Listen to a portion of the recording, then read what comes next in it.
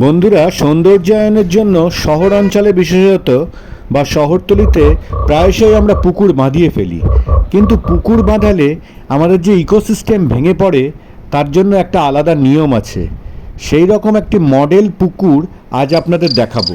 পুকুর পাড়ে যে সমস্ত ছোট ছোট প্রাণীগুলি বাস করে সেগুলি আমাদের পরিবেশের ইকোলজিক্যাল ব্যালেন্সটাকে ঠিক রাখতে সাহায্য করে। পুকুর বাঁধালে সেই ব্যালেন্সটা কিন্তু ডিস্টার্বড হয়ে যায়। তো এরকমই একটি পুকুর আজ আপনাদেরকে দেখাচ্ছি। সারা পশ্চিমবঙ্গে এরম পুকুর আমার তো নজরে পড়েনি। আপনাদের কি কারোর নজরে পড়েছে? তাহলে ব্যাপারটা অবশ্যই কমেন্ট করে জানাবেন।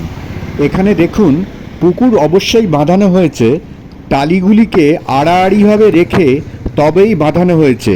হাওয়া এবং জল মাটির ওপরের স্তর থেকে পুকুরটিকে কখনোই আলাদা করছে না, এবং পুকুরের পাড়ে বেঁচে থাকা ছোট ছোট পোকামাকড় যেগুলি ইকোলজিক্যাল ব্যালেন্স ঠিক রাখে, তারাও এই টালির ফাঁকগুলির মধ্যে মূল মাটির সাথে মিশে থাকতে পারে। কলকাতার রাজারহাটের এই পুকুরটি সর্বত্রই একটি মেসেজ হয়ে ছড়িয়ে পড়ুক, এই আশায় ভিডিওটি করলাম।